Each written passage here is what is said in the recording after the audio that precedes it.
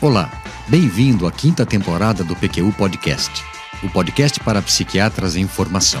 Aqui é evidência com opinião. Eu sou Luiz Alberto Etten e é uma satisfação tê-lo como ouvinte.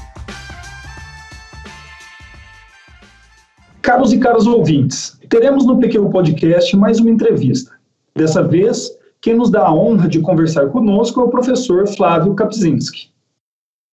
O professor Kapczynski é psiquiatra, titular licenciado do Departamento de Psiquiatria e Medicina Legal da Universidade Federal do Rio Grande do Sul, pesquisador 1A do CNPq, licenciado, professor do Departamento de Psiquiatria e Neurociências Comportamentais e diretor do Programa de Pós-Graduação em Neurociências da McMaster University em Montreal, no Canadá.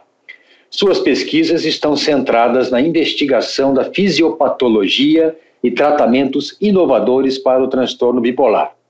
Sua produção inclui mais de 25 mil citações, 449 publicações e contando, e um índice H de 86. Tudo bem, Flávio? Algo a acrescentar? Não, é isso, Etten. É um prazer estar aqui com vocês.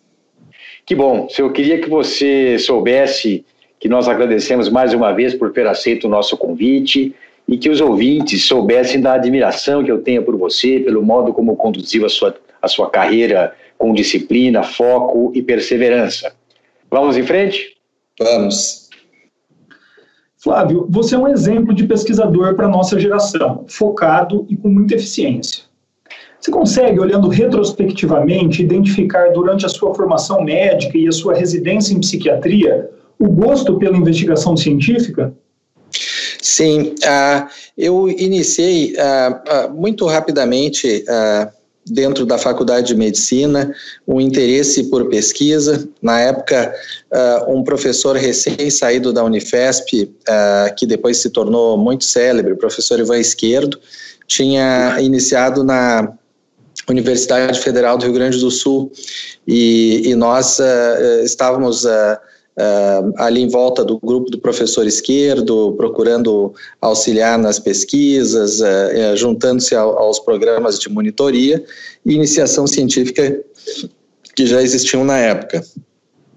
Naquele tempo, isso era 1982, nós também tínhamos acesso, os monitores de fisiologia do Brasil todo poderiam concorrer a fazer um curso de fisiologia em Ribeirão Preto, né?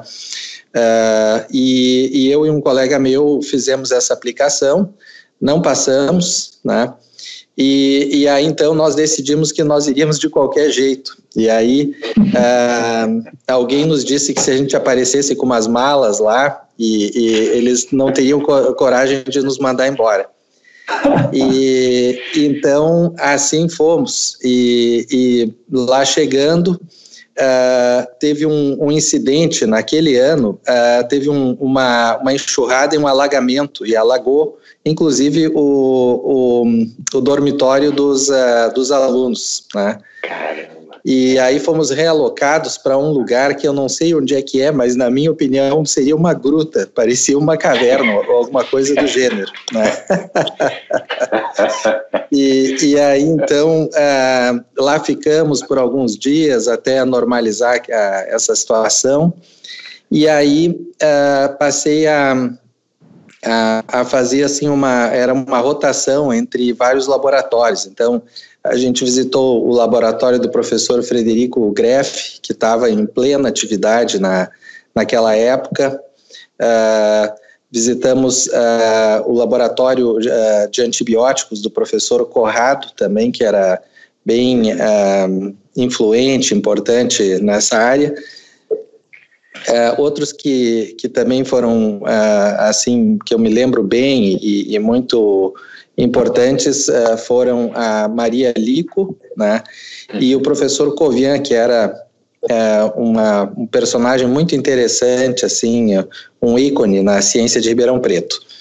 Mas foi no laboratório do professor Martins que nós passamos mais tempo, eu particularmente, Na época, o foco dele era se tinha descoberto um receptor opioide no cérebro, ele trabalhava com encefalinas, e ali, então, eu vi o que poderia ser uma carreira acadêmica dentro da medicina, com acesso a um laboratório, com uma estrutura acadêmica dessas que a gente via, assim, ouvia falar que existiam no exterior. Então, Ribeirão Preto foi o meu primeiro contato com essa ciência de alto nível, né, e a possibilidade dos professores terem laboratórios e terem equipes de pesquisa, mestrandos, doutorandos.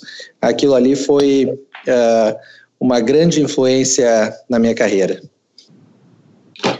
Que história sensacional, Flávio. E gostei de saber que Ribeirão Preto fez parte aí dessa sua escolha, junto lá, como você contou, com o professor Izquierdo.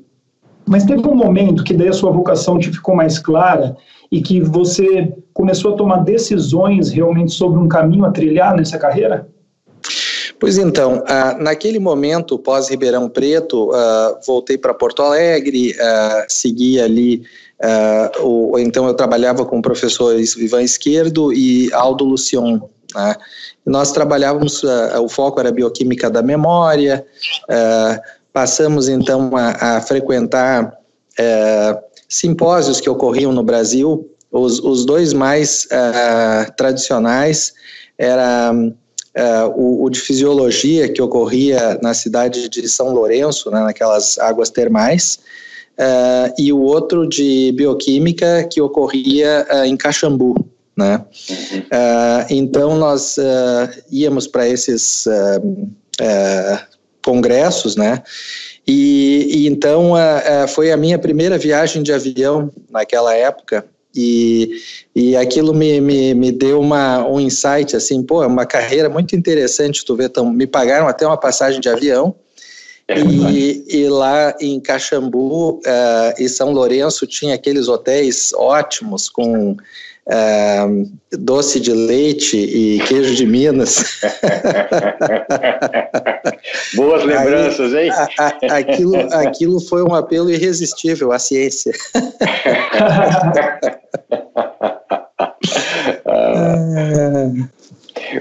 Mas você poderia contar para os ouvintes do PQU Podcast um pouco dessa trajetória e poderia nos dizer, Flávio, quais teriam sido os pontos de virada nela?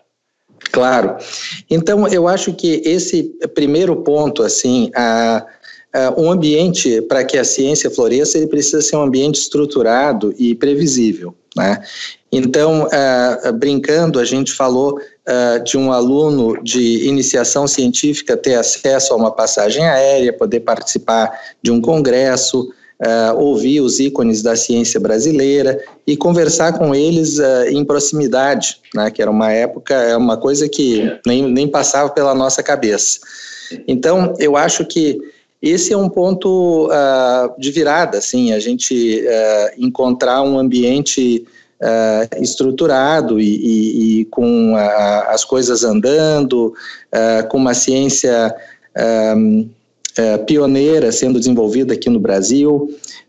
Na época havia uma grande ênfase na questão das toxinas, né, na toxina do escorpião, alguns pools dos venenos de aranha, né, que eram coisas que uma literatura que saía do Brasil e transitava bem no exterior, e a possibilidade justamente de que aquilo que nós fazíamos no Brasil não ficasse para consumo externo, mas fosse publicado internacionalmente e pudesse ter um impacto mundo afora, né? Então esse primeiro ponto de virada foi sem dúvida, assim, com o exemplo dado pelo professor Izquierdo e a sua capacidade de produzir ciência com recursos até muito pequenos e ter um impacto internacional. Então, aquele foi o primeiro grande modelo que tivemos, e depois essa interação com ele nos proporcionou essa inserção um pouco mais ampla, né, nesse ambiente mais ali do sudeste brasileiro, Rio, São Paulo, onde já havia uma estruturação melhor dos grupos, né? Muitas pessoas já tinham ido e voltado de centros de excelência no exterior e iniciavam seus grupos de pesquisa. Essa é uma época muito incipiente, né, na formação do ambiente científico brasileiro como nós conhecemos agora, né? Mas é de ressaltar que na época CNPq e CAPES apoiavam esses eventos, né? E assim havia então um reconhecimento da importância de gerar um ambiente no Brasil de pesquisa inovadora. Então, eu diria que esse é o primeiro momento assim em que a minha carreira, eu vislumbrei assim a possibilidade de uma carreira acadêmica interessante, produtiva e original, né? Então, isso muito cedo na minha carreira, ali, 82, 83. Nessa época, só para ver se eu entendi, desculpa. Nessa época você era estudante de medicina? Estudante de medicina, eu entrei em 81 na faculdade de medicina. E já rapidamente, 82, 83, eu já estava inserido nesse ambiente, né, participando e produzindo trabalhos e tal, publicando já, inclusive. E então, esse foi um primeiro ponto assim de virada, né? E aos poucos, então, a gente vai se aprofundando na escola de medicina e cada vez tem menos tempo, porque as atividades clínicas tomam praticamente 100% do nosso esforço, né, e da nossa atenção. Então, houve um período de adormecimento, assim, dessa participação acadêmica mais forte, e eu me preparei, então, para a residência, e eu tinha um interesse forte em neurociências, e a dúvida seria neurologia ou psiquiatria, né? E aí a psiquiatria no meu departamento, ela era muito organizada em torno na época da psicanálise, mas era um departamento muito bom, assim, muito estruturado, assim, os professores eram muito interessados, e ali eu vi um futuro, assim, uma possibilidade de quem sabe, mais adiante, fazer essa união da neurociência e da psiquiatria. Mas eu mergulhei dentro da psiquiatria que era feita na época, a neurociência ficou de lado, né, e eu fiz a formação como se fazia naquele momento. Fui um aluno muito interessado, fui um bom aluno e assim fui muito reconhecido pelos meus professores.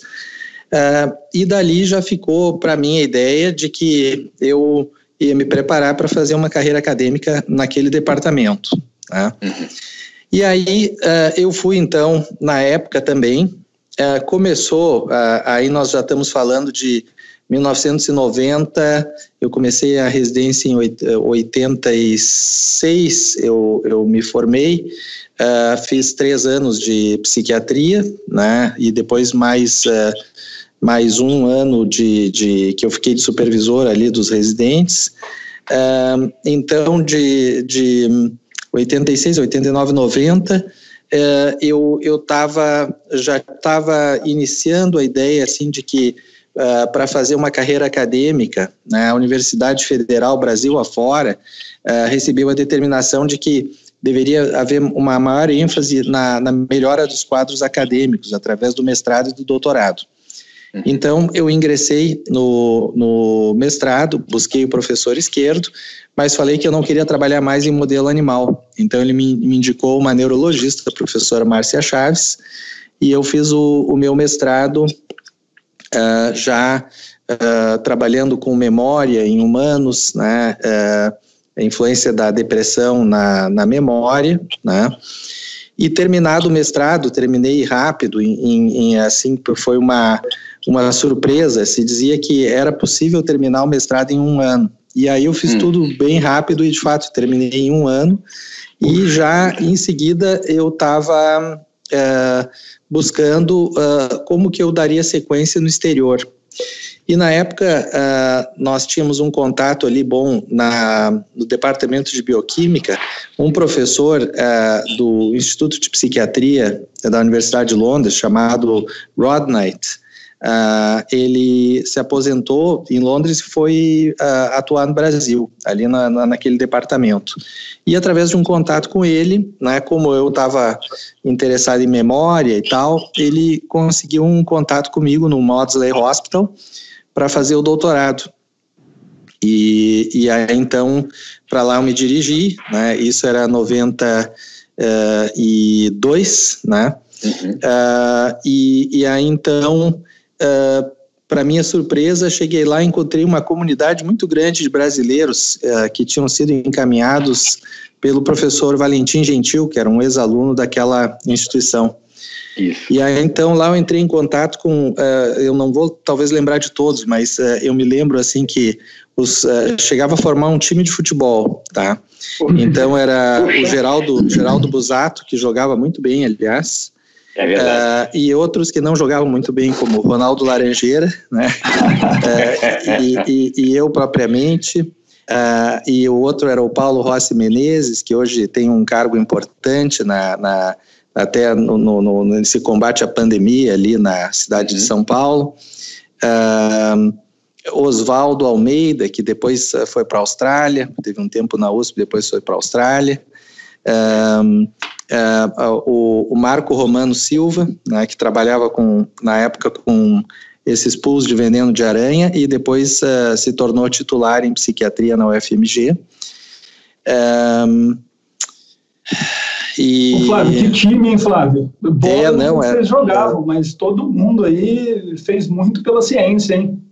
Foi um momento muito interessante, assim, a gente tinha um outro brasileiro, só que esse ficou em Londres, era o Luiz Drático, né, que era aluno da Helena Calil na Unifesp e depois foi para Londres, mas ele ficou por lá, né?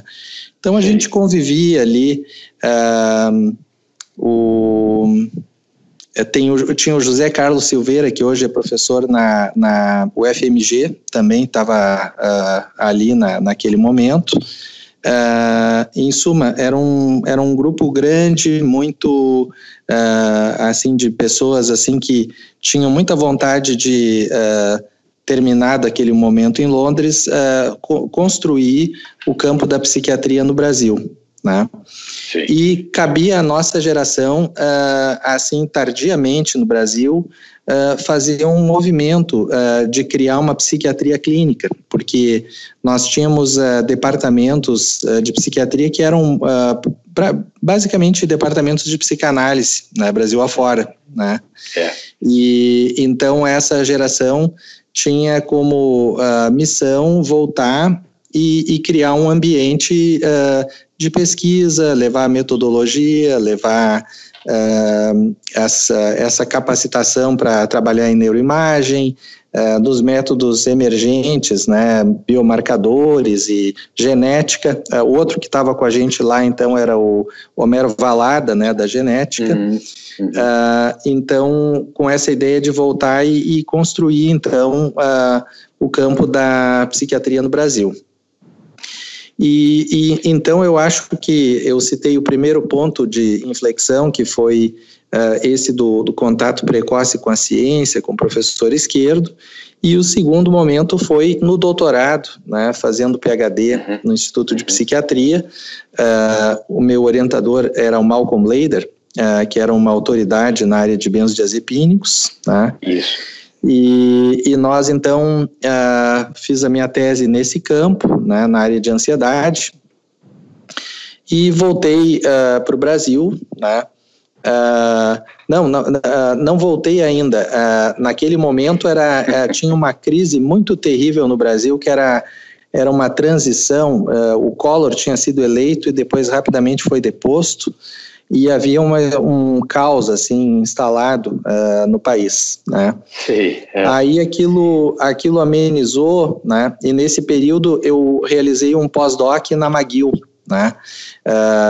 Aqui no Canadá. E aí então, saindo ali de Londres, vim para McGill, fiquei 2 anos aqui na McGill como pós-doutor, né?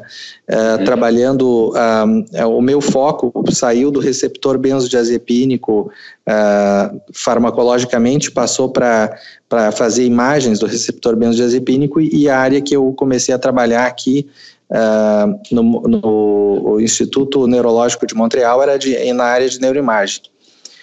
E ali fiquei por 2 anos, né, trabalhando com depressão de triptofano, né, era um modelo que se tinha de depressão. Isso. E aí apareceu, então, já era no governo do Fernando Henrique, deu uma estabilizada no país, e eu voltei com o cargo de professor já, então, nesse departamento onde eu tinha basicamente me criado como psiquiatra, e voltei muito contente ali para aquele mesmo ambiente, né? Por um lado muito entusiasmado, e por outro um tanto preocupado, porque os meus professores seguiam uma orientação bem diferente daquela que eu vinha trazendo na minha bagagem, né? O que gerou assim uma situação de conflito, né? Não pessoal, eu jamais fui afeito a conflitos de ordem pessoal, mas eu tinha sempre uma forma muito clara, assim, de defender as minhas ideias e ver que o futuro da psiquiatria não seria unicamente manter a estrutura que já estava instalada de psicanálise e tal, e precisava desse outro lado. Então, enfrentando inúmeras dificuldades e essas pessoas que voltaram para o Brasil e redefiniram, repaginaram o ambiente da psiquiatria acadêmica no Brasil, todas elas, de alguma forma, enfrentaram desafios, né? E que podem, a gente sabe, a vida institucional nem sempre é muito fácil, né? Então, eles podem ser muito conflituosos, né? Mas eu fui estabelecendo a minha linha de pesquisa, os alunos foram aparecendo, eu interagia até quase que comecei na clínica, né, e sempre fiz, assim, eu sou mais conhecido obviamente como pesquisador, mas eu sempre fui um clínico, né, metade do meu tempo. Então eu fazia, lá era possível, né, no Rio Grande do Sul, eu não era DE, então eu fazia a parte de acadêmica, né, dava as minhas aulas, fazia as minhas pesquisas, tal, e fazia conjuntamente um trabalho clínico. E a primeira questão que eu me deparei naquele Brasil que eu retornei da era FHC foi, assim como o Brasil, tudo em ondas, né? Aquele era um momento, estava saindo de uma crise econômica, o fomento à pesquisa estava muito depauperado, né? E a pesquisa que eu trabalhava em Montreal era uma pesquisa muito refinada, de ponta, e até hoje poucos centros do Brasil trabalham com PET com excelência, né? E rapidamente não, demorou 1 ano, assim, mais ou menos, para eu internalizar que a minha pesquisa precisaria ser muito barata, né, para que eu pudesse ter um futuro, né, científico. De Montreal, eu trouxe o material para fazer o primeiro experimento em depressão de triptofano ali no Brasil, que trouxe na minha mochila, então, uns 44 pacotinhos de um mix de aminoácidos.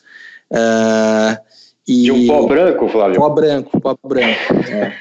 E aí, para variar, saindo do Canadá, teve uma tempestade, e aí nós tivemos que aterrissar em Nova York, né? E eu com aquela mochila com 20 pacotes de pó branco dentro do Brasil, né? Aí eu pensei, jogo essa mochila no banheiro e me desfaço dessa muamba, Aí eu pensei também, não, mas eu possivelmente devo estar sendo filmado, é melhor ir até o fim. aí fui, né, ninguém me inspecionou, cheguei no Brasil com meu triptofano, e aí já rapidamente com alguns alunos, já fizemos o primeiro artigo, publicamos no British Journal of Psychopharmacology, foi a primeira produção ali do grupo, e seguiram-se muitas, né? Havia, assim, um ambiente menos organizado, mas havia uma grande disposição e energia, assim, do pessoal mais jovem, no sentido de fazer essas coisas científicas acontecerem, né? E basicamente eu fui assim aprendendo intuitivamente que era impossível fazer as coisas sozinho, não havia como. No Brasil, para vocês terem uma ideia, diferente de Ribeirão Preto, onde os professores tinham laboratório e tal, eu cheguei num hospital de clínicas onde eu não tinha nenhuma desk, né? Eu tinha que ficar caminhando, né, pelo hospital, fazer o que eu tinha que fazer, nenhum laboratório estava instalado, né? E a gente fazia essas coisas à margem, dentro do departamento de bioquímica, algumas, e em espaços improvisados, né? Era um período, assim, bem incipiente ainda, e no hospital de clínicas ainda não havia a capacidade instalada que nós vemos hoje em dia. Mas com muita persistência e com muita determinação, a gente foi galgando ali, passo a passo, né? E aí, nesse ínterim, eu trabalhava na área de ansiedade, e chegando ali no meu departamento, como vocês aí todos são muito jovens, né? Então, vocês vão saber, e quem fizer uma carreira acadêmica vai se dar conta que quando você entra num ambiente novo, né? Todo mundo já está fazendo tudo. Então, se você diz, eu vou fazer ansiedade, não, mas eu já estou fazendo. Não, então eu vou fazer PTSD, não, mas isso eu também já estou fazendo. Então, quem sabe eu faço depressão. Não, isso o fulano já está fazendo. Então, todo mundo já está fazendo tudo, né? E basicamente, a mensagem é, não faça nada. E aí, então, eu falei com um professor, na época da área de endocrinologia, que era o nosso modelo, assim, de cientista clínico, e aí eu perguntei o que eu devia fazer diante desse cenário, e aí ele me disse uma frase muito importante que me marcou. Ele disse, saia do gerúndio, né? Não fique fazendo, faça, né? Olha, e alguns vão achar bom, outros vão achar ruim, vão reclamar e tal, mas quem fizer vai receber o reconhecimento. E foi com esse espírito que eu entrei, né? Primeiro, sem ter um campo de atuação definido, porque eu não podia ter atuação em nenhum campo, eu fiz um programa de psicofarmacologia, que era uma coisa bem ampla e não chocava com ninguém na época, né? E aí, ali, nesse laboratório, que era, na verdade, um ambulatório clínico, e tinha um espaço, atendíamos alguns pacientes com algum foco em pânico, né? Lá pelas tantas, uma professora, Aida Santin, ela tinha um grupo de lítio, e era um programa de administração de lítio para pacientes, e ela perguntou se eu não teria interesse de me juntar àquele programa, que era o embrião de um programa de transtorno bipolar. E eu, obviamente, né, não era um especialista na doença bipolar, mas eu vi como uma oportunidade para ter uma área, né, de atuação. Esse professor da endocrinologia, Jorge Gross, hoje falecido, além dessa frase que eu já citei, ele me deu uma outra dica, que foi a seguinte: o médico, tá, e o clínico cientista, a nossa base são as populações de pacientes. Então, se você não tiver uma base organizada de pacientes, o que aqui se chama de registry, né, e aí seria uma uma coorte clínica, se você não tiver isso, é muito difícil a sua operação decolar. Então, você precisa montar um registry, né? E aí, então, nós começamos a montar essa coorte de pacientes bipolares ali no Hospital de Clínicas, e aqui já era um outro momento, era após o ano 2000, né? Eu ingressei na URGS em 97. Após ano 2000, nós tivemos um momento assim em que a ciência brasileira voltou a ser financiada, a economia começou a ficar um pouco mais estável, e nós construímos uma coorte de pacientes bipolares. Ao mesmo tempo, o hospital ganhou, através desse professor Jorge Gross e um geneticista chamado Roberto Giuliani, eles ganharam uma área da CAPES, através do professor Abílio, para montar uma área de laboratório adjacente ao Hospital de Clínicas. E ali, numa área que nós chamávamos do menor laboratório do mundo, porque era 2 metros por 3 metros, né? Uma janela e uma pia. Ali nós colocamos o nosso primeiro laboratório, né? E começamos a analisar biomarcadores no sangue dos pacientes bipolares, né? Através de técnicas bem simples, assim, de ELISA, né? Mas com uma equipe de alunos excepcional, assim, extremamente motivados, né? E acho que isso diz um pouco a respeito do que aconteceu com uma massa crítica muito potente que se formou naquela época no Brasil. A Ana Andreasa, que foi uma das primeiras pessoas que trabalhou comigo, depois veio para o Canadá e se tornou professora na Universidade de Toronto. O outro que trabalhava comigo na época era o Benício Frei, veio para a McMaster e hoje é meu colega aqui, né, na McMaster, aqui nessa universidade. Depois nós tivemos trabalhando na minha bancada Laura Stertz e Rodrigo Fries. Os dois são professores na Universidade de Houston, Texas, né? Puxa vida. Caroline Gubert, que também trabalhou no nosso laboratório, é professora em Melbourne, na Austrália. Então, infelizmente, a minha geração construía um campo aí no Brasil, mas depois essas crises mais recentes foram afastando muitos desses jovens talentos do ambiente brasileiro, né? Então houve de fato uma diáspora científica que de momento está no seu ápice, né, inclusive. Outros que ficaram no Brasil, assim, alunos dos melhores o outro é o Fabiano Alves Gomes, que também nos ajudou a criar a coorte, hoje é professor da Queen's University aqui no Canadá também.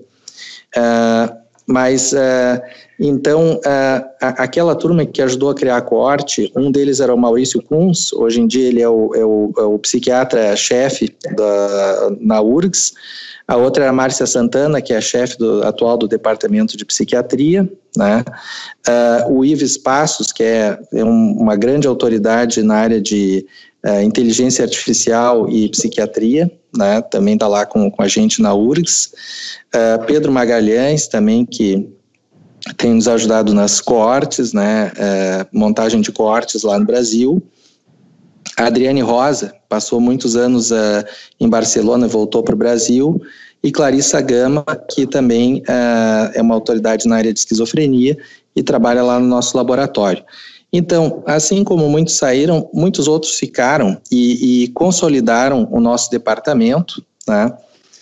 E o nosso pós-graduação, que sob minha liderança pulou da nota de 5 da CAPES para a nota 7. Fomos o primeiro, né, pós-graduação em psiquiatria a ganhar a nota máxima na CAPES, né? Excelente. Foi um grande momento, um grande feito. Nós tínhamos um tamanho muito menor do que posso citar o Instituto de Psiquiatria da USP, né, que era o mais equipado e com mais massa crítica, e nós conseguimos, com um grupo menor, mas muito atuante, muito sério, esse tipo de destaque, né? E foram anos assim de grande produção. Nós fizemos uma coisa muito pouco usual na época, que ali nos anos 2000, tudo era genética, né? Psiquiatria biológica, se não tivesse genética, esquece, eles não publicavam nada. Tudo tinha que ter polimorfismo, genética e tal. E nós não tínhamos expertise na área de genética. E começamos a fazer um tipo de trabalho que era o que nós podíamos fazer, e nós começamos a analisar no soro de pacientes bipolares graves. Começamos a analisar uma série de marcadores, né? Primeiro encontramos, primeiro achado foi redução de fatores neuroprotetores, né, da proteína BDNF. Depois fizemos vários experimentos na área de estresse oxidativo e verificamos um aumento de estresse oxidativo nessa população. E depois focamos na área de inflamação, onde nós vimos um aumento de marcadores inflamatórios nessa população também. Na época, nós acreditávamos que nós estávamos diante do que seriam bases patofisiológicas da cronicidade na doença bipolar. E um pouquinho mais adiante, a gente entendeu que isso era mais transdiagnóstico, né? E nós estávamos lidando com o envelhecimento acelerado que ocorre no contexto da doença mental grave, né? Então, qualquer doença mental grave, crônica, ela acelera o processo de envelhecimento e produz uma mortalidade precoce. Isso é particularmente verdade nos transtornos de humor, como depressão maior recorrente e o transtorno bipolar, mas também no estresse pós-traumático e outras psicopatologias mais crônicas, né?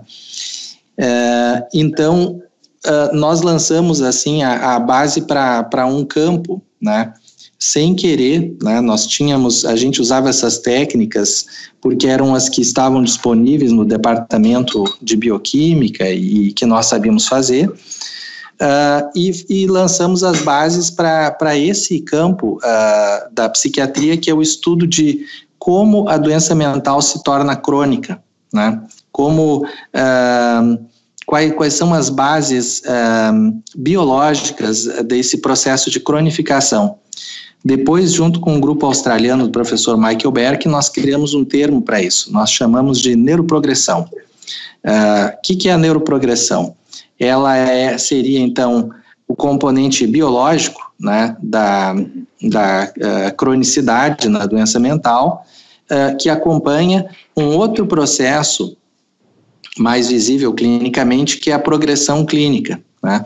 A progressão clínica no caso da depressão, eu posso exemplificar: um indivíduo ele pode ter um episódio depressivo, ser tratado, ou às vezes mesmo sem tratamento, ele recupera e nunca mais tem nada e fica bom. Outros começam a ter episódios recorrentes, e para outros esses episódios recorrentes acabam nunca recuperando totalmente e vão levando a casos mais e mais refratários, com mais e mais perda funcional, né? Então, nós postulamos que a base da progressão clínica, ou clinical progression, seriam essas alterações de ordem neurobiológica, chamada neuroprogression, né? E temos nos dedicado a esse campo, publicamos já vários livros, inúmeros artigos científicos, e acabamos também recebendo uma quantidade muito grande de citações, justamente porque a gente lançou praticamente um campo do conhecimento, né? Então, hoje em dia, o meu número de citações anual é em torno de 3.300, às vezes chega a 13.600, mas é um Beleza, número... rapaz, parabéns. É um número muito grande e reflete justamente isso. A gente lançou as bases para um ramo, um diferente olhar na ciência, né? E isso vai se traduzindo através do número de citações ao longo do tempo, né? Eu também queria citar que um outro ponto de inflexão, né, foi Então, o estabelecimento do nosso laboratório no Clínicas, que começou na sala 2x3, né, que era o menor laboratório do mundo, e depois, através, né, o ambiente de pesquisa no Clínicas melhorou muito, e nós conseguimos um laboratório muito bem equipado, muito grande. Naquela época, ganhamos um INCT, né, Instituto Nacional de Ciência e Tecnologia, e justamente junto com o grupo de Ribeirão Preto, né, fechando o ciclo, né, nós nos unimos ao professor Cripa, né, José Alexandre de Souza Cripa e o Alac, né? Isso, Jaime.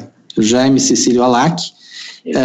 E aí então montamos esse INCT. Ribeirão, Porto Alegre e outros centros no Brasil também participaram, né, em diferentes localidades, e ali foi um período assim realmente glorioso. Assim, nós produzimos ciência de primeiríssima. Eles lançaram as bases para o uso do canabidiol. Isso já era uma ideia antiga, mas ali eles tiveram toda a estrutura do INCT disponível, né, para alavancar essa área do conhecimento. Então, tivemos esse desenvolvimento dos produtos derivados do canabidiol, das áreas de interesse do professor Jaime, que incluíam, na época, o interesse maior dele era na área da ayahuasca, né, que também contém moléculas antidepressivas, né, e nós focando, né, nessa área de como se dá a progressão e como se desenvolve a cronicidade na doença mental, né, que então chamamos de neuroprogressão. Essa atuação toda e o impacto na ciência brasileira me levou então a ingressar como membro efetivo na nossa Academia Brasileira de Ciências. Isso se deu em 2012, né? E foi motivo de grande orgulho para mim, né? O órgão máximo da nossa ciência e com colegas sensacionais que eu sempre admirei. Então me juntei, assim, ainda jovem, a esse grupo muito seleto, né? E assim, eu acho que essa foi um momento assim muito produtivo, muito alentador, né? Vocês vão lembrar que na época também o The Economist, ele chegou a botar uma capa que assim dizia Brazil takes off, né? O Brasil decola. E nós nos víamos assim realmente assim equipando os laboratórios e assim a ciência brasileira decolava, né? O nosso ambiente na psiquiatria era um ambiente muito saudável também, havia muito debate, né? Eu e o Eten éramos assim, frequentávamos os mesmos espaços. É verdade. E foi um momento muito bom. Assim, a psiquiatria brasileira cresceu muito, amadureceu, o Congresso Brasileiro se consolidou e naquela época nós tínhamos uma construção também bastante democrática da nossa Associação Brasileira de Psiquiatria. O que dava também muita permeabilidade para que jovens participassem e se envolvessem em posição de liderança. O grupo da USP, liderado pelo Eurípides, lançou a Revista Brasileira de Psiquiatria em inglês, que primeiro causou muito choque e alguma resistência.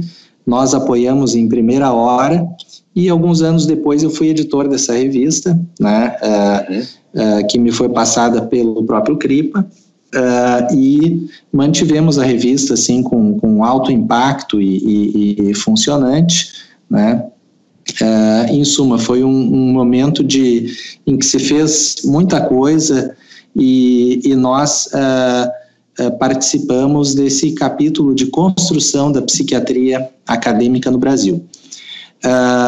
chegou em 2015 ao ponto do Lancet Psychiatry fazer um editorial fazendo uma descrição, né? Então era uma descrição, era baseado mais no meu perfil, mas descrevia esse momento de construção do campo da psiquiatria no Brasil e da pós-graduação, e o Brasil se tornou uma potência na área de produção do conhecimento em psiquiatria, claramente descolado de outros países da América Latina, num nível muito superior, né? Com alguns centros assim de ponta, né? E aí então, num dado momento, faz uns 4 anos mais ou menos, eu me licenciei da URGS, né? Então existem formas de funcionários públicos se licenciarem, né? Eu pedi essa licença que ainda não terminou, né? Mas deve em algum momento agora terminar, e aí então era bem a época onde os meus alunos, que eu já citei, eles se tornavam professores e começavam a assumir cargos de liderança no meu departamento. E eu achei que ali estava bem construída aquela plataforma, e era importante eles também, de forma autônoma, independente, seguirem o seu caminho. E apareceu essa oportunidade aqui na McMaster, no Canadá. Curiosamente, eles não tinham essa plataforma translacional de neurociência e psiquiatria. E então eu fui convidado para ajudar a construir isso, fazem 4 anos, né, esse centro, que agora, há poucos meses, na verdade há 1 mês atrás, foi inaugurado, né? Nós tivemos que fazer uma inauguração muito discreta, e depois a gente pode retomar pós-Covid, mas agora realmente assim, a gente está agindo ainda por tudo por videoconferência e organizando a base desse centro, né? Ganhamos o espaço físico e as verbas para manutenção, né? E, em suma, é uma continuidade da minha carreira, né? Tornando... eu nunca, jamais me desliguei da minha carreira na URGS, né? Mas eu dei esse componente internacional também para a minha carreira, desenvolvendo também o setor aqui no Canadá, né? Então, Flávio, essa descrição que você fez desse momento ali único de crescimento da psiquiatria, desenvolvimento da psiquiatria, acho que foi muito interessante, porque é algo que nós sabemos. Eu assisti isso ali durante a minha formação, inclusive, né, quase que uma década, um pouco mais que uma década de um crescimento muito grande, com muitas pessoas muito bem intencionadas, com uma formação sólida e querendo realmente o melhor da psiquiatria brasileira, né? Quando você contou essa história, parece que as peças do quebra-cabeça foram se montando ali na minha cabeça. Muito bom. E é muito legal ver que a tua história, a tua carreira se confunde, anda junto com esse momento ali. Muito bom.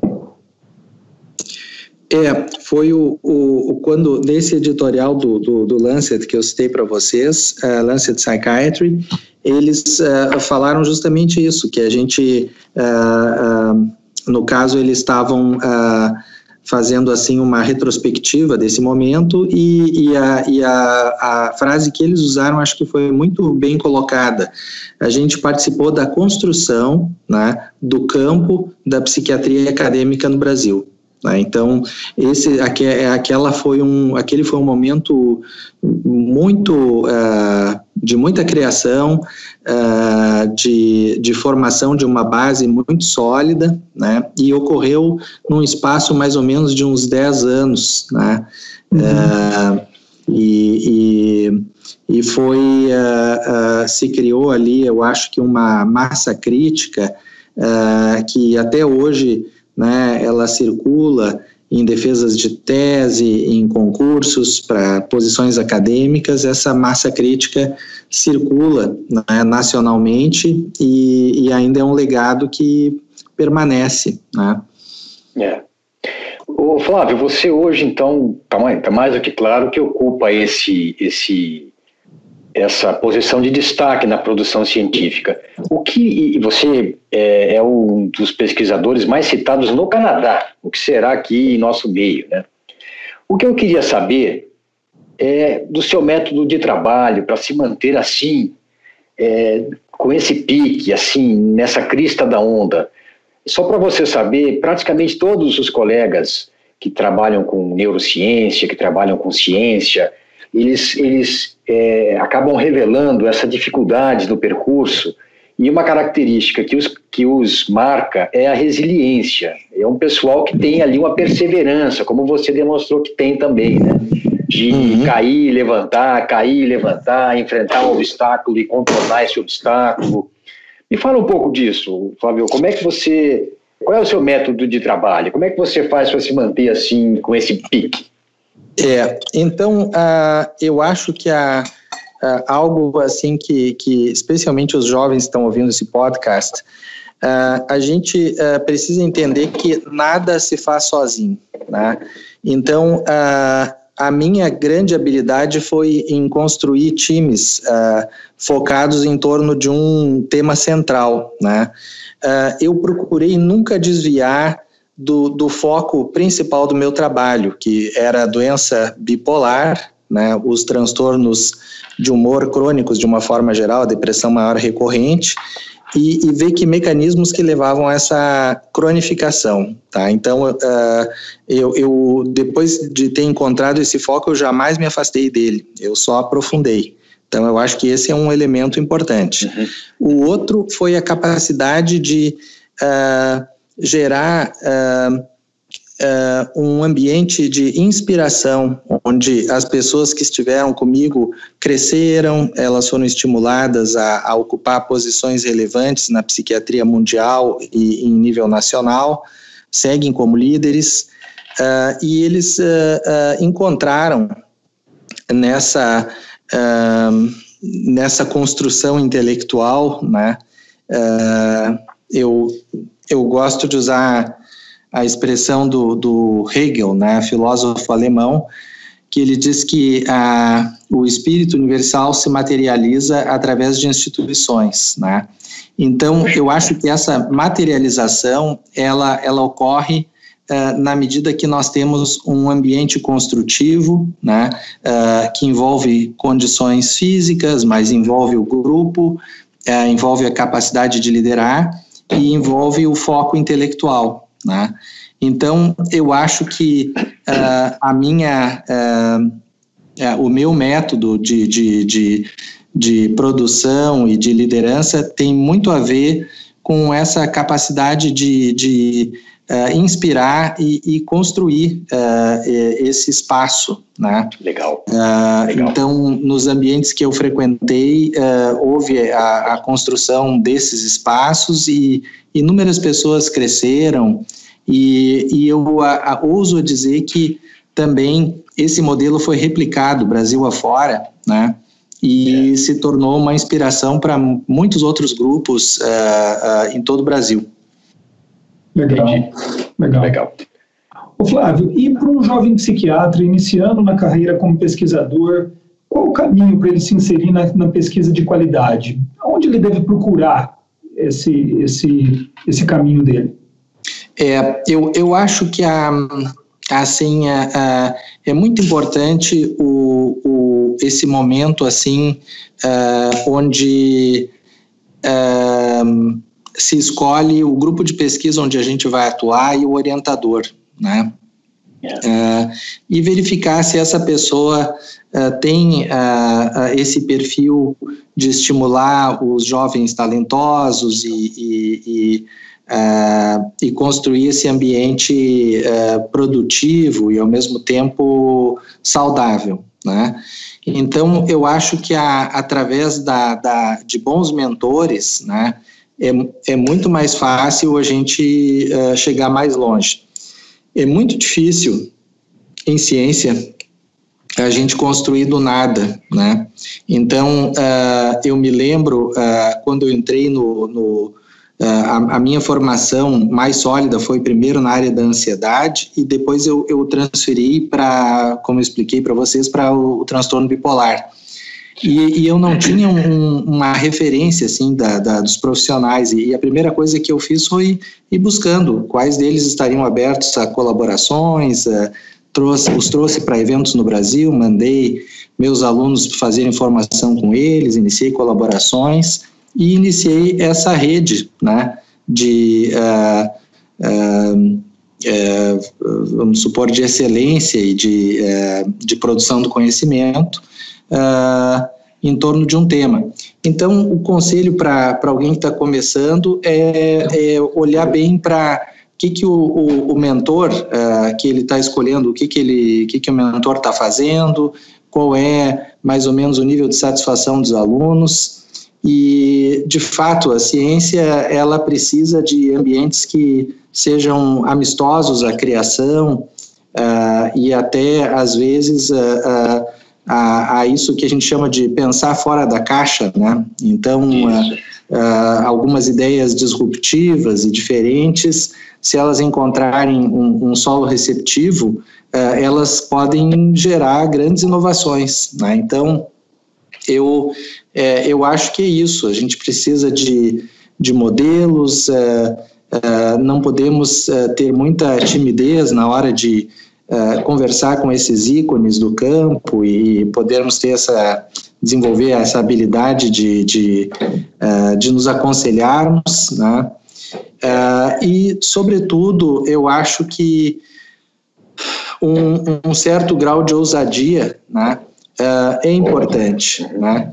Todo cientista repete a história do Prometeu, né? A ciência é a luz e é o fogo, né? E o cientista, aquela pessoa que se dedica a esse campo, esse fogo, que é o saber, né? Ele praticamente não é adquirido, ele é quase que roubado, né? Porque no término do doutorado, especialmente, um doutor bem formado, ele se torna a maior autoridade do mundo naquele aspecto da ciência que ele está investigando. E ele rouba o fogo, né? E quem rouba o fogo tem que estar pronto para enfrentar as consequências de ter desafiado os deuses, né? E isso se dá em múltiplos níveis. Quando nós falamos que as doenças mentais crônicas poderiam ter um curso progressivo, houve uma grande crítica e nos disseram que nós estávamos estigmatizando as pessoas e que introduzindo uma visão retrógrada e fatalista, que a doença mental não teria, então, a possibilidade de recuperação. E nós nos defendemos e explicamos que não, que a gente estava justamente buscando as bases desse fenômeno clínico observável, né, para que a gente pudesse encontrar melhores tratamentos e para que isso não fosse mais uma realidade, né? Então, isso exemplificando como o nosso grupo lidou com esse debate intelectual. Mas isso ocorre num nível mais micro também. Então, é verdade. A gente, dentro das próprias instituições e dos próprios grupos, precisa se amparar numa firmeza de princípios, né? E existe, vamos supor, a plataforma mais importante para que a gente possa seguir em frente e ser resiliente, eu acho que é uma boa formação ética e moral, né?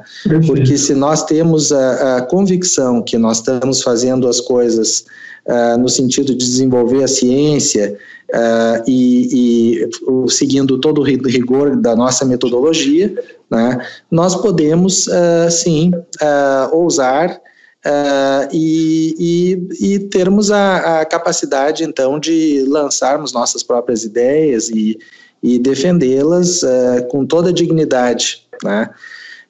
Então, o fazer científico, ele é, ao mesmo tempo, algo muito conservador, né? Porque existe toda uma ritualística, uma série de normas, uma série de requisitos para que a gente fale a linguagem científica e entre, né?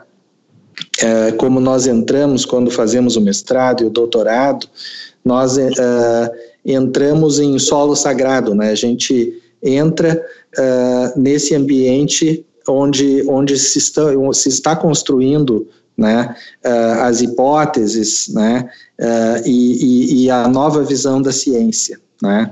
Então, eu acho que se nós nos ampararmos nos melhores alicerces da ética das figuras que nós temos durante da nossa formação, que não precisam necessariamente ser da área científica, mas pode ser clínica, ou outras figuras que também nos inspirem nesse sentido, nós teríamos a melhor base, né, um alicerce muito bem fundamentado para que nas épocas difíceis a resiliência de quem está fazendo a coisa certa esteja ali, né? Tem um teórico da área da sociologia, ciências sociais, chamado Antonovsky, tá? E ele tem um construto chamado, eu vou dizer em inglês o nome, Sense of Coherence, tá? Então, eu acho que esse construto ele propõe como um construto muito próximo, muito fundamental para a resiliência. Uma espécie de coerência interna, seria uma espécie de coerência interna, né? Exatamente, e uma sensação de que nós não estamos fazendo as coisas a esmo, que há uma finalidade e que essa finalidade ela é associada a bons princípios, ela vai trazer bem para a comunidade e para a humanidade como um todo, e isso é um elemento muito forte de resiliência, né? Então eu acho que a busca desse senso de coerência interna e desse interplay entre os desafios que a gente encontra e as possíveis recompensas que a gente também possa encontrar, eu acho que o senso de coerência interna ele serve como uma bússola e também como um fator de sobriedade, né? No sentido de que através da autocontenção a gente procure não ir além daquilo que nós fazemos e não cairmos nas armadilhas da vaidade e do narcisismo e dos big egos, né? Que são verdadeiros predadores assim desse ambiente construtivo que eu descrevi para vocês. Excelente, Flávio. Flávio, além de referência como pesquisador, você já nos contou, inclusive, que mantém a atividade clínica. Fazia isso no Brasil e agora no Canadá.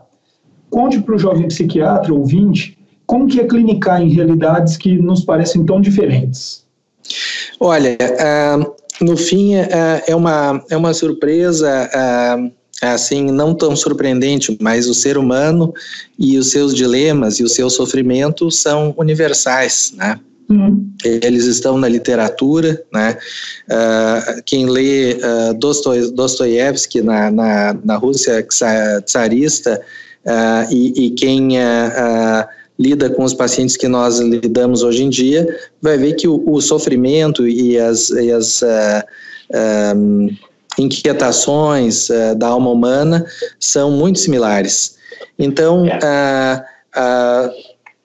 lidar com o sofrimento mental no Brasil e realidades diferentes, como eu lido aqui no Canadá, nos traz uma perspectiva humanista, assim, no sentido de que as dores são as mesmas, o desamparo é o mesmo, a doença mental pode ser devastadora, por mais que a sociedade seja resiliente e dê amparo, é muito difícil lidar com a doença mental grave, né? Tem um efeito que se expande para as famílias, então não é só o indivíduo que sofre, né?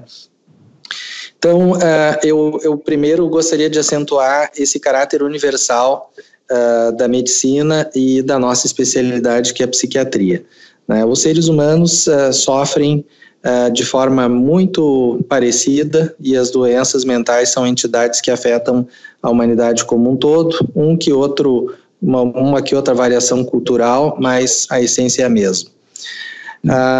A grande diferença está no sistema, né? Então, Ontário, cada província aqui no Canadá é um pouquinho diferente da outra, mas no cômputo geral, a medicina aqui, ela é uma espécie de super SUS, né? Então, os médicos são autônomos, eles não ganham um salário do SUS, certo? Mas eles prestam um serviço. Quem remunera o serviço médico é a província, tá? Então, é proibido por lei no Canadá o médico receber honorários direto do paciente, né? Curiosamente. E isso leva a situações inusitadas. Então, eu atendo no meu dia a dia pessoas de todos os níveis, pobres, classe média. Esses tempos chegou um cara que eu vou contar, é uma coisa que exemplifica bem esse ethos da sociedade canadense. Então, eu atendi um senhor que eu entendi pela vestimenta que ele fosse não um padre, como é que é da igreja anglicana? Pastor. Uhum. E aí, acompanhado da esposa, que tinha uma doença grave, e ele ficou muito agradecido. Que bom que eu consegui esse appointment, como é difícil, às vezes, a gente conseguir uma consulta com um especialista, explicou o quadro da esposa, tal e tal. E aí, depois, na saída, ele me deu um cartão, ele disse, olha, eu vou deixar aqui se precisar entrar em contato e tal e tal. E ele era simplesmente o ministro do Supremo aqui um dos, né? Aqui da província de Ontário, né? Puxa vida. Então, eu acho que esse pequeno exemplo, ele diz tudo, né? De como é que uma sociedade mais despojada dos níveis de privilégio que a gente verifica no Brasil, em todos os níveis, né? O que a gente vê mais na TV, então, é o tal do foro privilegiado para fulano, foro privilegiado para o Beltrano. Agora, muito recentemente, tivemos um episódio, assim, dantesco, né? Onde essa questão do foro privilegiado, mais uma vez, como uma verdadeira praga, né? Vem impedindo a nossa sociedade de se movimentar de uma forma melhor e mais construtiva, né? Então, eu acho que aqui a diferença que a gente vê é assim, as pessoas entram no consultório despojadas de qualquer status social e a gente atende ali, tenta fazer o melhor, né, como se tenta no Brasil, num contexto muito menos hierarquizado, né? Então, no Brasil, eu trabalhava no clínicas, onde eu fazia pesquisa, tinha minha coorte, e o tipo de paciente, os seus dramas eram de uma ordem, né? Porque eles vinham em geral, de uma condição social mais humilde. E depois eu tinha minha prática privada, onde eu atendia pessoas de nível mais elevado, classe média alta e tal. E era um grande contraste. E aqui, esse contraste se dilui enormemente, com formas que nem sempre são fáceis da gente incorporar, porque elas são muito difíceis do nosso modo de ver o mundo, mas eu sempre acho que na formação de um intelectual, em qualquer momento de sua carreira, sair da zona de conforto e enfrentar novas realidades é muito construtivo. Vemos isso na biografia de todas as pessoas que deram contribuições maiores, né? Vou começar pelo próprio Freud, que foi para a França e, observando o trabalho de Charcot, ele teve os seus primeiros insights que ele desenvolveu depois através das suas teorias, né?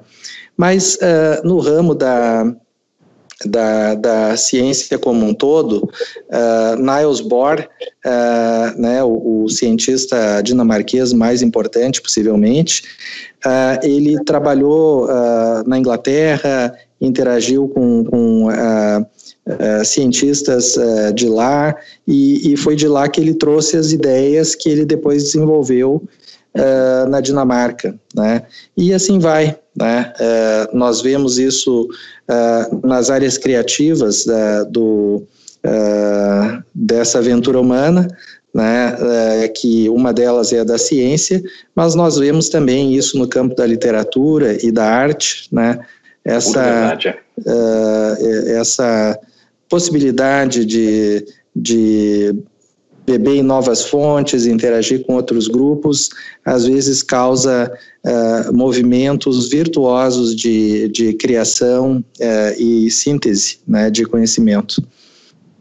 Muito legal. Inspirador. Esse nosso bate-papo, Flávio, está sendo inspirador, viu?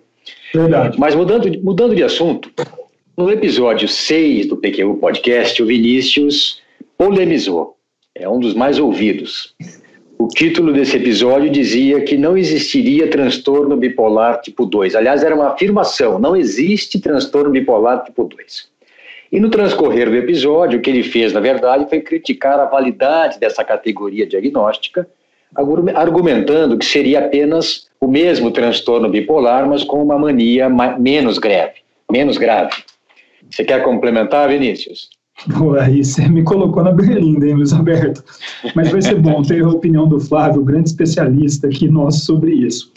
O que eu fiz, Flávio, foi me basear numa revisão do Gordon Parker e da Catherine Fletcher, que mostrava que um baixo embasamento na literatura para diferenciação entre a evolução do transtorno bipolar tipo 1 e 2 como categorias distintas diagnósticas.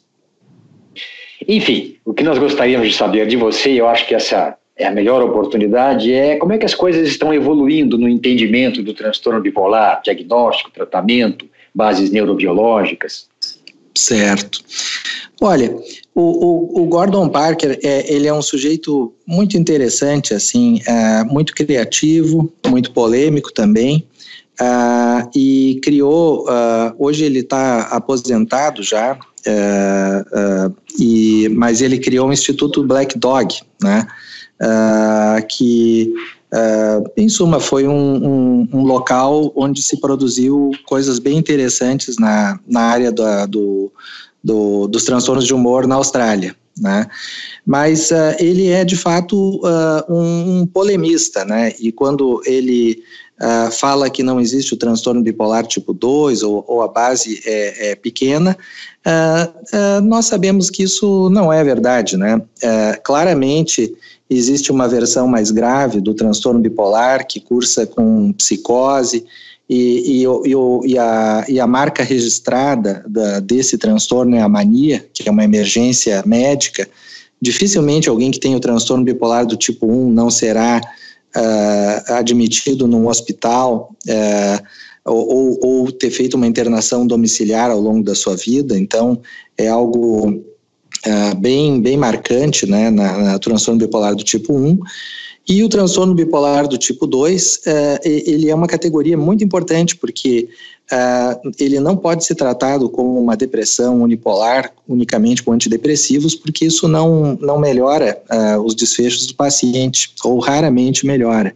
Em geral, ele vai se beneficiar de medicações estabilizadoras do humor, muitas vezes em associação com certos antidepressivos, que em geral não são os duais, né? Então, claramente é uma categoria muito útil, né? Para quem sofre do transtorno bipolar tipo 2, nas suas versões mais graves, ele causa grande desabilidade, né? E leva as pessoas a perder a funcionalidade de uma forma muito marcante, né? O transtorno bipolar tipo 2, ele também ele quase que pode ser colocado na categoria das depressões, porque ele é predominantemente depressivo, né? Na maioria dos casos, né? Mas existe também o tipo 2 com predominância mais hipomaníaca, também existe, menos frequente, mas tem também. Então, nós podemos argumentar, sem dúvida, e baseado na melhor literatura, de que há, sem dúvida, um transtorno bipolar do tipo 1, do tipo 2, e particularmente a literatura emergente, que vem das coortes de adolescentes e jovens adultos. O autor é Boris Birmacher. Ele tem produzido uma série muito robusta de evidência do bipolar não especificado, aquele chamado NOS, né? Que são pessoas que estão aí, eles não têm o número de dias certo para fazer o critério para bipolar do tipo 2, mas eles têm oscilações importantes do humor, eles não respondem unicamente a antidepressivos, em geral os estabilizadores de humor são necessários, e assim, esses três, bipolar 1, 2 e NOS, no meu entender, eles são claramente entidades clínicas distintas uma das outras. Eles não pertencem a um mesmo tipo de desordem. Eu acho que é uma forçação de barra querer colapsar tudo no mesmo, na mesma categoria, tá? E acho que não ajuda clinicamente também, né? Porque... Quer dizer... Não, eu ia lhe perguntar, então, só para deixar claro, desculpa te cortar o raciocínio, mas então você considera mesmo que não é uma variação dimensional apenas, que ela é qualitativa? Ela é uma variação qualitativa e não é apenas dimensional. Eu não me surpreenderia se no futuro a gente inclusive veja que elas são entidades distintas, né? Entendi. Então, eu acho que assim... querer, porque a gente pode dizer assim, olha, isso assim até é algo, vamos supor, mais especulativo. A gente pode dizer assim que física e química hoje em dia são a mesma coisa, porque afinal nós tratamos de dimensões nano, né, subatômicas, né? Mas a gente sabe que não, a física é um campo do conhecimento e a química é outro, né? Da mesma forma, colapsar conceitos, assim, muito mais por uma visão intelectual, assim, de que, afinal de contas, o Kraepelin, ele nos deu esse legado de um contínuo e tal, então deveríamos retornar às raízes.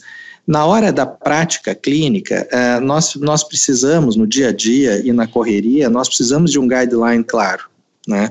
Se um paciente é bipolar do tipo 1, né, e ele recebe um primeiro tratamento, é criminoso não tentar lítio, né, porque ele pode ser um excelente respondedor a lítio e nós resolvermos a vida dele ali naquele momento, né? Se ele for um bipolar do tipo 2, predominantemente depressivo, jovem, eu não teria esse mesmo entusiasmo com lítio, definitivamente, e eu pensaria em outras alternativas, como lamotrigina, muito antes do lítio, né? Então, da mesma forma, no bipolar 1, conforme a fase da doença, o uso de atípicos, antipsicóticos atípicos, ele é recomendado e muito necessário. No caso do bipolar do tipo 2, está muito menos claro a vantagem da gente usar os atípicos, né? E no caso dos bipolares não especificados, que eles ficam naquela categoria assim... Bom, outra coisa que eu queria, né, deixar muito claro, assim, eu para diagnosticar bipolar 1 e 2, eu jamais conto o número de dias de episódio. Eu acho que isso aí é um preciosismo e não creio que isso seja de grande utilidade. São outros marcadores, como presença ou não de psicose, presença ou não de internação, que vão nos balizar esse tipo de categorização, e obviamente que não será ficar contando dias, se ficou um dia e meio, não, então ele não pode ser do tipo 2, então isso são limitações inerentes à nossa nosologia, né? É muito difícil a gente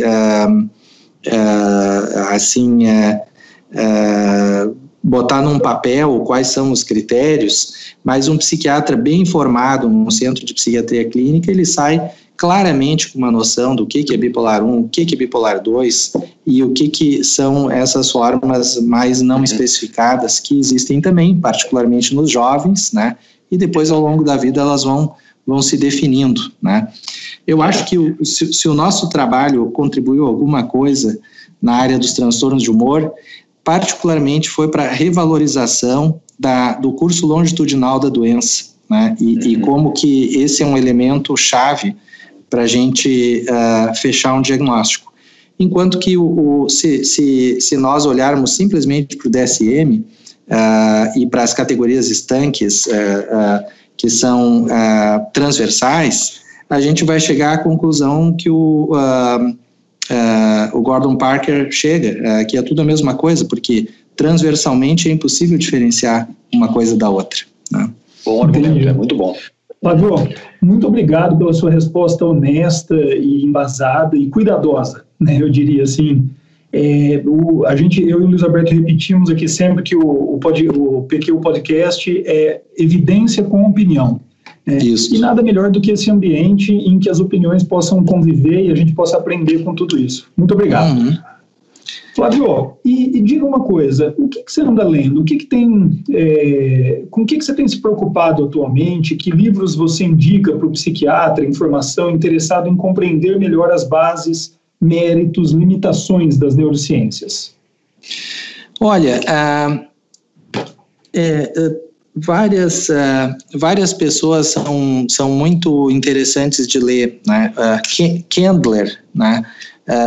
Os artigos do Kendler são muito profundos e eles nos dão assim eu acho que uma noção muito ponderada também e embasada do jeito que a nossa ciência tem evoluído, né? Eu acho que uma outra coisa assim que me chama a atenção é a falta nesse exato momento de pessoas pensando a especialidade de forma mais ampla, né? Nós basicamente somos regrados e liderados pela influência financeira e intelectual do NIMH, né? E os projetos do DSM, o projeto do ARDOC, né? Eles são assim, cada um tem as suas forças e as suas limitações, mas eles estão muito longe de produzir essa síntese epistemológica que é necessária no nosso campo atualmente, tá? Eu acho que antes dessa reflexão, praticamente os fatos estão nos atropelando, né? Então, nós temos o advento de antidepressivos que agem rapidamente, como a ketamina, que vão mudar o cenário da psiquiatria como nós a conhecemos, né? E eu acho que muito baseado nesse advento de novos tratamentos e em seguida, depois da ketamina, nós teremos outros tratamentos que serão os biológicos, né? Provavelmente agentes contra certas citocinas inflamatórias, eles também vão se apresentar como alternativas à injeção subcutânea de certos fármacos, né? Vai mudar a especialidade e neste século, né, agora nos próximos anos, nós vamos possivelmente ver a finalização de um projeto de reaproximar ou reconciliar a psiquiatria com a medicina. No momento que nós temos condições diagnosticáveis e tratáveis não apenas com um tipo de medicação, a gente ficou, depois da revolução dos neurolépticos e da revolução dos antidepressivos, a gente ficou muito tempo esperando a chegada de um antidepressivo diferente, que foi a fluoxetina, e do primeiro atípico, que foi primeiro foi, na verdade, a clozapina, mas o primeiro que colou foi a olanzapina. E mudaram o cenário. Mas o cenário vem estagnado já há alguns anos e agora recebeu essa entrada de ar fresco na medida que terapias mais intervencionistas se mostram eficazes né, e rapidamente implementáveis, e eu acho que isso vai nos levar a um abandono em definitivo das teses que a doença mental era simplesmente causada socialmente, ou que nós deveríamos, inclusive, abandonar a psiquiatria e aderirmos a uma antipsiquiatria, porque, sem dúvida, os manicômios seriam uma forma de maltratar as pessoas e os tratamentos seriam coraças, como é que se dizia aquilo? Eram camisa de força química. Camisa de força. Então, eu acho que tudo isso aí cai por terra na medida que há um refinamento das nossas possibilidades de ajudarmos os nossos pacientes, uma maior especificidade também das nossas terapias, né, que incorporam aquelas tradições que eu mencionei, psicanalíticas, mas abrem um grande leque para outras intervenções cognitivas e comportamentais, e assim tornam a psiquiatria realmente um território regido pela evidência e pela ciência, né?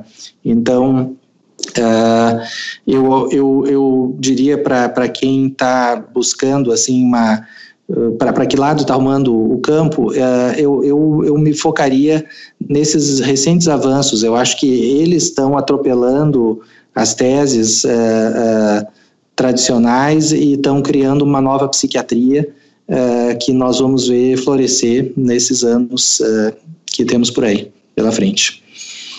Muito legal. Eu vou aproveitar o gancho, Flávio, para lhe perguntar sobre a dualidade mente-cérebro, que é uma característica da nossa especialidade e que é visível e está presente na prática, na pesquisa e mesmo nos diversos embasamentos conceituais, né? Você que trabalha com neurobiologia dos transtornos mentais, como é que você encara essa questão? Eu escrevi um editorial para a Acta Psiquiátrica Escandinávica, se vocês quiserem recuperar. O título nós vamos citar então, viu? Nossa entrevista aqui. Isso. O nome então é Dry Minds, Wet Minds and the Future of Psychiatry as a Science. Tá? E ali eu exploro essa questão dessa dualidade. É um artigo bem curtinho, mas o ponto de vista que eu desenvolvo é o seguinte. Karl Popper, né, num ensaio muito importante, que é o Mundo 3, né, esse é o título do ensaio que está disponível na internet para quem quiser ver e pode ser citado aí também. Ele coloca que existe um mundo de fatos observáveis e as coisas, né, o copo d'água que está à nossa frente, o relógio, é um mundo material. Existe um mundo interior, subjetivo, que está dentro da gente e que jamais poderá ser transposto para o nível da palavra, porque ele pertence a uma outra dimensão. Tá? Então, o mundo 1 é o externo, o 2 é o interno, e o mundo 3 é o produto da racionalidade humana. Né? Então, são coisas que habitam o nosso universo, mas eles têm a digital da produção humana. Então, por exemplo, no mundo 3 estão as sinfonias, né? O próprio avião pertence ao mundo 3, né? Sim. A literatura pertence ao mundo 3, certo? O mundo 3, então, esse mundo 3, ele é importante quando nós queremos pensar conceitualmente na psiquiatria, certo? Quando nós falamos no produto da mente humana, certo?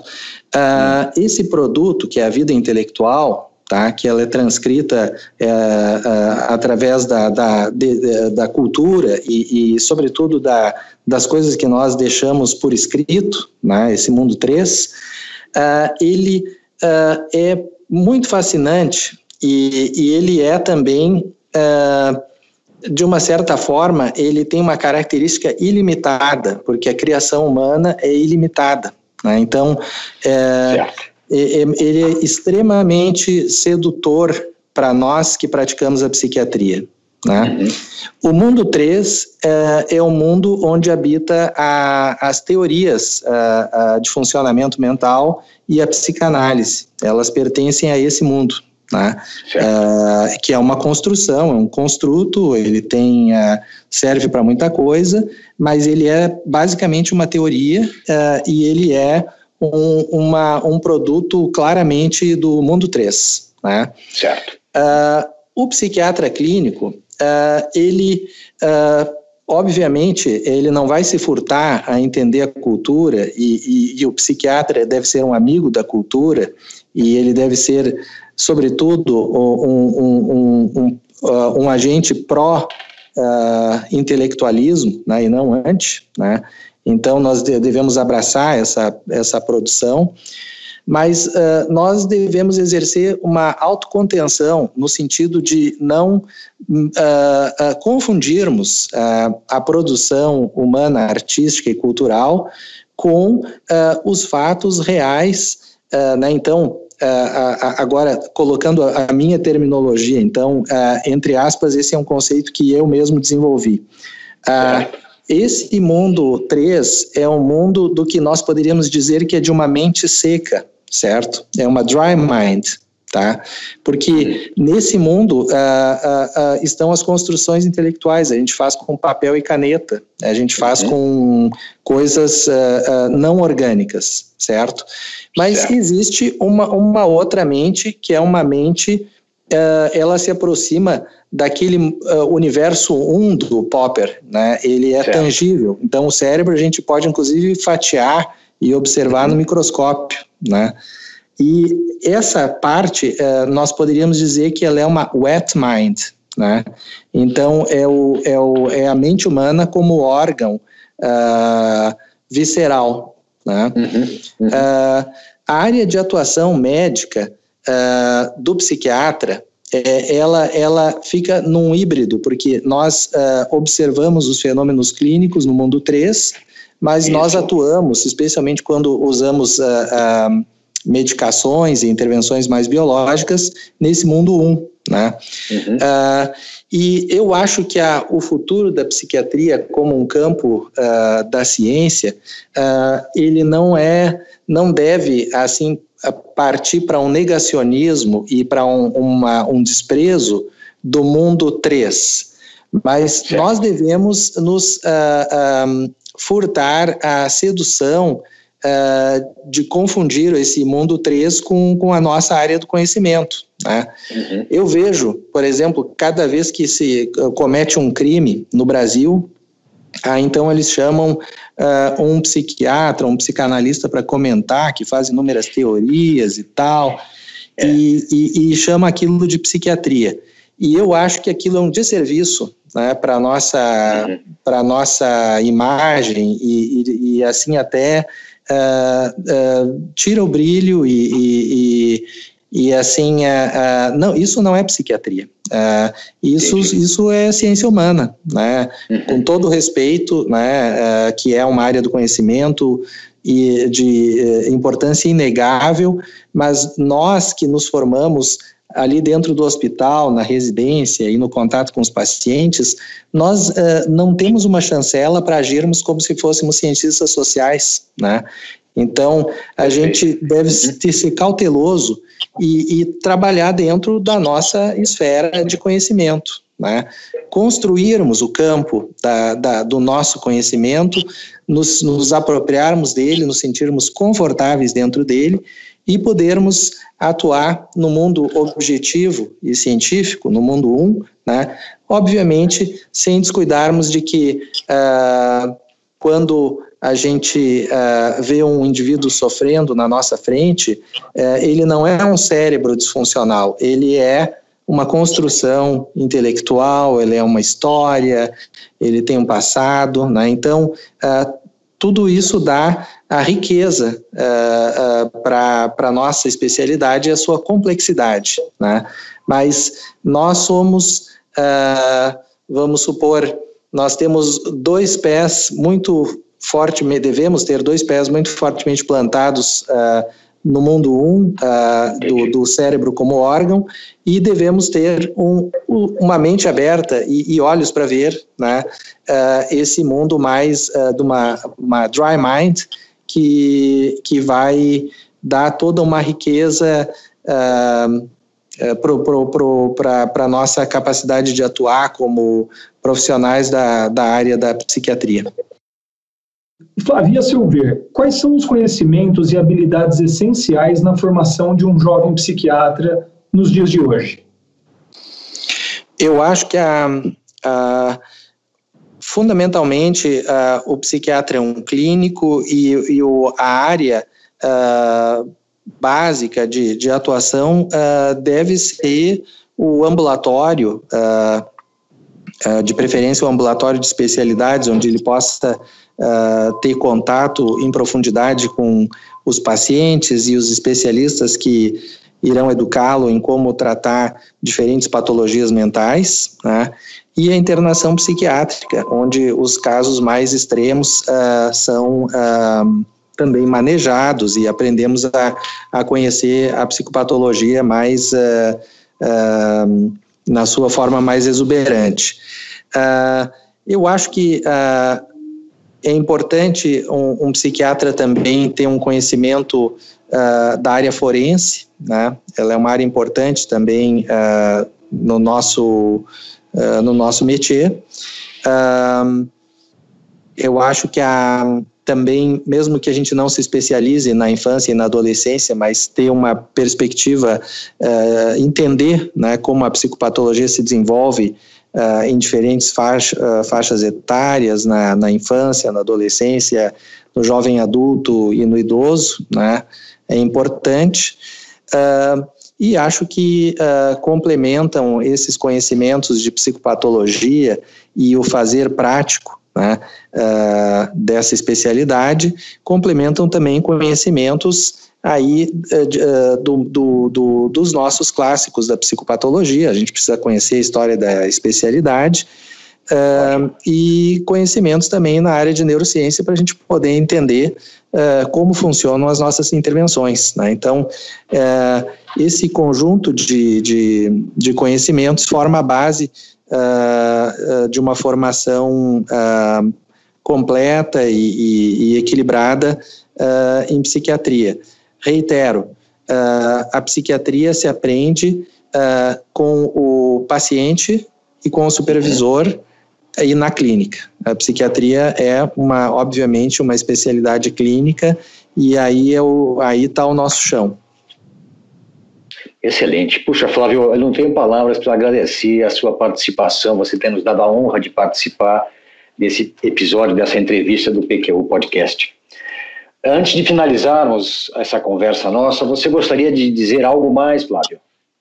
Sim, eu gostaria de terminar as minhas reflexões dizendo que sempre haverá espaço para quem se interessar em seguir uma carreira que envolva clínica e produção intelectual.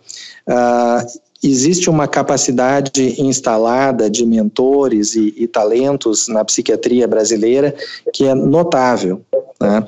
A psiquiatria brasileira também se internacionalizou, então nós temos colegas atuando dentro do Brasil, fora do Brasil, e esse vai e vem no mundo globalizado é muito importante, né? E como uma mensagem final, para os jovens, eu queria dizer para vocês que quando eu estava fazendo o doutorado, estava vendo a crise do Collor. Quando eu voltei para ser professor no Brasil, teve uma outra crise, que foi uma crise cambial terrível. E esse momento agora também, ele não é nada alvissareiro, porque nós temos uma pandemia gravíssima, né? Nós temos um ambiente na ciência brasileira de negacionismo, né? Muito acentuado, né? Nós temos um desmonte da nossa estrutura de ciência e tecnologia, né? Nem vou longe, nomearam agora, hoje foi nomeado o novo ministro de Educação, né? E que se colocou assim na sua titulação, né, o título de doutor, e rapidamente a instituição que otorgou o título negou e disse que não, que ele cumpriu os créditos, mas ele não defendeu a tese, ou seja, olha só. Ele não é doutor, né? Eu acho que assim nós não devemos deixar que isso nos abale, né? Porque, como eu falei num dado momento dessa minha fala, qual é a base que vai nortear e vai criar a nossa resiliência? É a nossa formação ética, moral, é a nossa noção de certo e de errado, e os ótimos exemplos que nós temos dentro da nossa profissão no Brasil e no exterior. Essas pessoas, esses líderes vão nos inspirar e nos darão a resiliência para resistir a um momento que não é bom, de forma geral, nem para a ciência brasileira e nem para o momento da nossa especialidade, ele também não é um bom momento. Então, eu acho que assim, a palavra é resiliência e esses são, no meu entender, os pilares da resiliência. Muito bom. Flávio, então, mais uma vez, obrigado por ter conversado conosco. Olha, um grande abraço para você. É uma grande honra e um grande abraço para vocês todos também. Obrigado, Flávio. Um grande abraço. Valeu. Siga o PQU Podcast no Facebook e no Instagram. Confira em nosso site www.pqpodcast.com.br todos os episódios já publicados com as respectivas referências e organizados por data, autor e sessão. O PQU Podcast agradece sua atenção.